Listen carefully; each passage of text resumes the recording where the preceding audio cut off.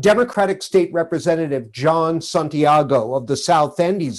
He's a captain in the U.S. Army Reserve, an emergency room doctor at the Boston Medical Center, now entering his second term in the state legislature. John, welcome. Great. Thanks for having me on, John. Glad to have you here. Now, we all know that the all-important rollout of vaccinations in Massachusetts has been bumpy, to say the least, and state government's handling of it, and also decisions the governor's been making about business restrictions are certainly being talked about quite a bit. The Baker administration admits that, well, maybe they should have come in earlier with a call center for seniors who aren't computer savvy. And yeah, the website's been frustrating, but they've really been pointing the finger at the supply pipeline from the feds. They say the feds haven't moved quickly enough. Is that true? And what's your take on what went wrong with this early part of the rollout? Well, I think they're absolutely right with respect to the federal government. There has been a supply issue from the very beginning. There's been a lack of coordination from the feds on down. And we saw that with testing. We saw it with the Trump administration. And we hope that's going to improve significantly with Joe Biden's administration. And I trust that it will. But the fact of the matter is that we have 2 vaccines right now, and they're in limited supply. My hope is that in the coming weeks, we'll have a 3rd vaccine, a vaccine that's going to require 1 shot and doesn't need to be in an ultra cold freezer. With that said, a number of states across the country seem to be doing better than Massachusetts. And that would argue that there seems to be some logistical issues here in Massachusetts. And I think there are a couple of reasons for that. I think number one, the public health infrastructure here is fragmented, it's underfunded, it's understaffed, and it's been like that long before COVID-19 was here. Secondly, Governor Baker decided to prioritize certain groups, frontline providers like myself, and people in congregate care settings. Now, other states didn't choose to follow that same manner and that same restricted manner that Governor Baker did. But thirdly, as we moved into phase 2, particularly with the 75 years and older crowd, there's been some mishandling of the website. I actually tried to get some of my neighbors to sign up, and it was confusing, even for me, who I find myself to be technologically savvy. And so over the course of the past couple of days, you've seen the Baker administration really move forward with plans to simplify and make it more user-friendly. I should also mention that a whole host of advocates and people on Beacon Hill like myself have put forward plans, have been fighting for a simpler, not just web-based, but telephonic way of getting an appointment as soon as possible. Well, I want to explore that issue you touched on of the prioritization of who gets the vaccinations first. You mentioned, obviously, healthcare workers are the top of the list. It's my understanding that some of the major hospitals and health systems in our area are interpreting the rules giving priority to, quote, healthcare workers as including workers who have no face-to-face contact with anybody, really. Research staff who work remotely, clerical staff who either work remotely or work in these safe office spaces, not people like yourself who are on the front lines dealing directly with COVID. So this would put these remote workers in line ahead of cancer patients, people with multiple chronic conditions, homeless people, etc. First of all, have you heard this, and what do you make of this? Well, I can't comment. My experience at the hospital, it sounds like all those who've been COVID-facing healthcare workers, they all been offered the vaccine. I tell you one thing, John, one thing that I've been surprised to see is the number of people that have declined the vaccination, not just in the community, but even healthcare workers as well. And it's something that I was just surprised about. The other week in the emergency room at 3 o'clock in the morning, there was a lull, and I was asking people, did you take your vaccination? And I was surprised to see the number of people that didn't decline it. I will tell you this, there has been a problem with respect to the hospitals not administering the vaccination. They've been holding on to these vaccinations while other community health centers and other entities could have used them. And over the past couple of days, though, the Baker administration has set forth a policy: if you're not going to administer the vaccination, we'll take it back. There's been a big problem with respect to how effective certain entities are in administering vaccinations. We know that these mass vaccination sites, whether it's Gillette or whether it's Fenway, do an incredible job at vaccinating people and are very efficient. And my hope is that over the coming weeks, we get to scale up in a way that we can get as many people as vaccinated as soon as possible. Hospitals have been hoarding unused vaccine. Is that what I just heard you say? Well, I don't want to say hoarding. They just haven't used them, right? So if you look at places like Colorado, they've decided to implement a policy where if you haven't administered the vaccination within 72 hours, you have to return it. Here in Massachusetts, I think the policy is about 10 days. And so the faster that we put an onus on the hospitals to distribute these vaccines and to administer them, the better we are for it, because there are a whole host of people, community health centers and others that are waiting for the vaccine. And as you know, the appointments for those 75 and up, people are dying to get those as soon as possible. Picking up on your point about some of your colleagues in healthcare who are declining to take the vaccine, people of color who've been subject to exploitation by the healthcare industry, who have felt neglected in the past, I certainly get that. But trained healthcare personnel declining to get vaccinated, please help us understand why someone with that kind of education and training would make that kind of decision, if you understand it. Well, I think it's a concern. I mean, I would say on the whole, the healthcare worker is more likely to get a vaccination than the average person. But these, this is not 100%. This is not a yes or no. It's still a complicated situation. There are a number of healthcare workers who are nursing or thinking about pregnancy or have some sort of allergic reaction to certain things and have expressed some concerns. And so I think my job as a physician and as a state representative is really to inform these folks, to get them up to speed, to let them know that this is safe. And this is the only way we're going to get out of this pandemic nightmare, to get folks vaccinated, to establish herd immunity so we can go back to how life was before COVID-19. We're talking with Dr. John Santiago of Boston Medical Center here on CBSN Boston. He's a captain in the U.S. Army Reserve and the state representative from the South End. John, what do you make of the governor's decision just the other day to allow restaurants, retail stores, gyms, movie theaters, and other businesses to go from 25% capacity to 40%? I have some concerns with respect to that decision making. I would say we should be as cautious as possible right now. We just got over a second surge that was largely induced as a result of the holidays and the winter season. Now, my concern is as we begin to roll out the vaccination process, it has been rocky, it has been bumpy, but my bigger concern is the variants out there.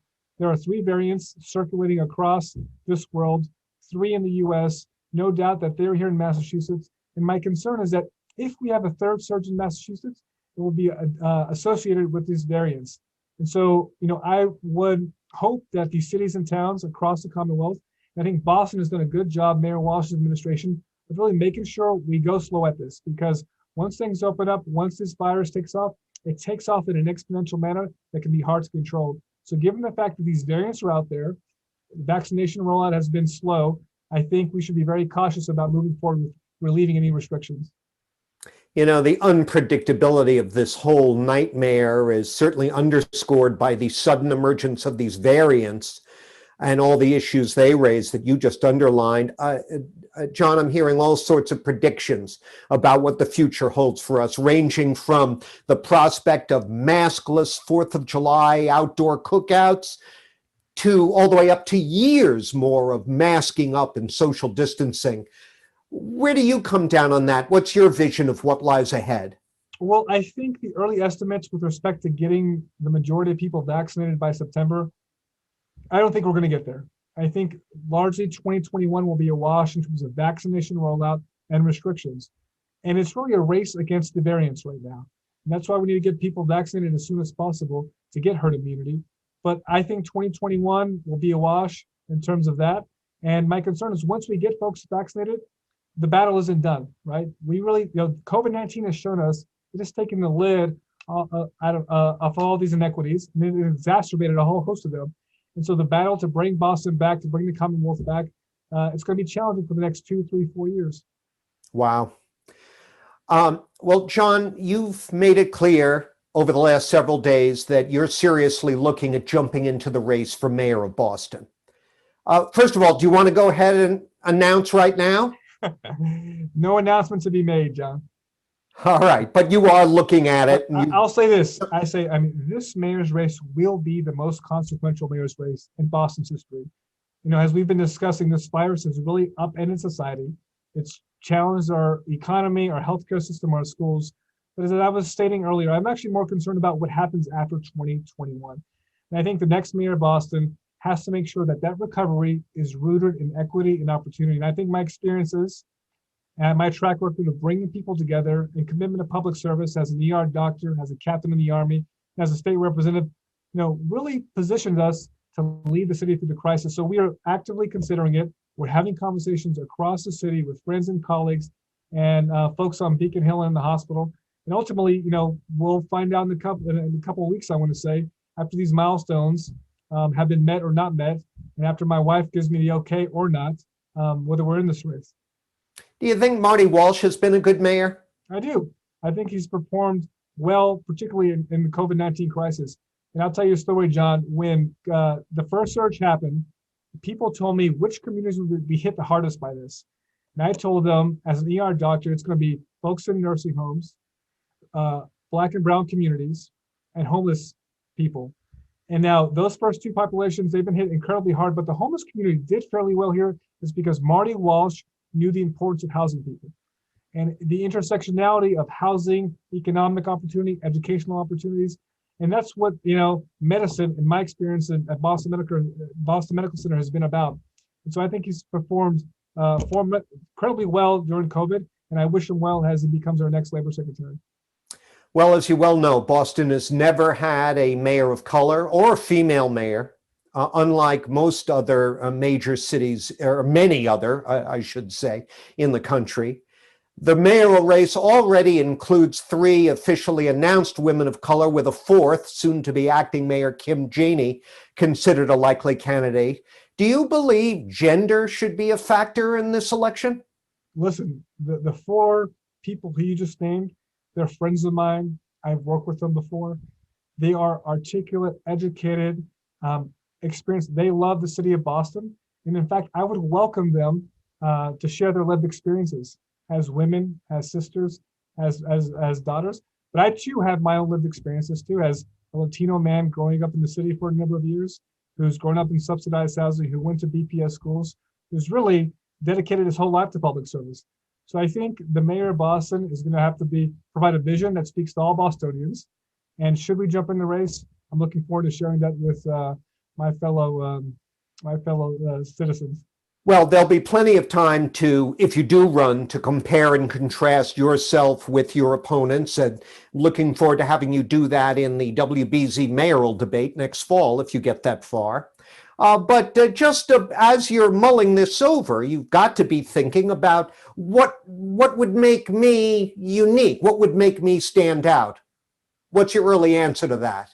Well, I think the city of Boston, whether you're living in West Roxbury or Roxbury, Southview, JP, they're looking for someone to bring the city together.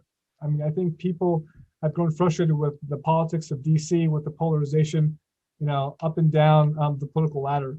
And I think at this time, in this moment, given the crises that we're facing, that my background and my commitment to public service, addressing equity long before I was an elected official or physician, is what people want right now. I think we are a pragmatic person who wants to deliver results, at the same time can think big about a whole host of policy issues. And so as we begin to contact and converse with people all across the city, I'm looking forward to engaging folks and making that final decision. Our time is almost up, but you mentioned that you're a product of the Boston Public Schools. Where did you go? I went to the Mather in Dorchester. Okay, how about high school? So we actually left Boston in the early 90s because my parents, quite frankly, didn't think Boston was the best place to raise a child. As you're well aware, Roxbury in the late 80s, early 90s was a difficult place to live. We were living in Section 8 housing. We were living in a very difficult environment. My uncle became infected with HIV. My parents thought that they could take us somewhere else to raise us in a better situation. So we actually left to rural Texas for a while. And I came back to Boston as an adult, over 10 years ago. I still have some family in the area, but I committed myself to working in Boston, working at Boston Medical Center, a place that I've known since I was a kid, and a place that treats the patients that are most vulnerable in the city and that I've dedicated my life to.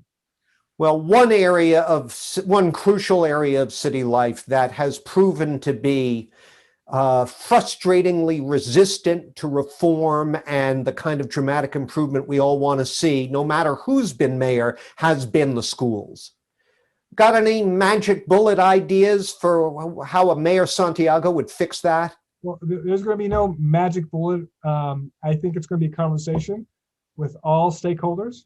But at the end of the day, we have to keep the students as the number one priority. And it's going to be a challenging discussion over the course of these 7-8 months should I decide to get in the race. But absolutely, what I'm hearing in the communities, whether it's development, whether it's climate change, transportation equity, BPS, and how that's performing. And look, 70% of these students are low income, 40% are Latino. I mean, this was me, 30 years ago. And I was fortunate enough to really, through a little bit of luck and a lot of hard work to get myself out and put myself in a position to succeed. And my hope is to give every kid in the Boston public school system the same opportunity. If people want to find out more about you, particularly over the coming days, as perhaps you're going to take this next step, how can they do that? Sure. So they can go to my website. It's www.johnsantiago.org. I'm also on Twitter at I am Jon Santiago. And like yourself, it's John without an H, right? And so it's Jon. Very, very important. Don't put an H in our names, everyone. Dr. Representative Jon, thank you. Appreciate your time. Good luck to you. Keller.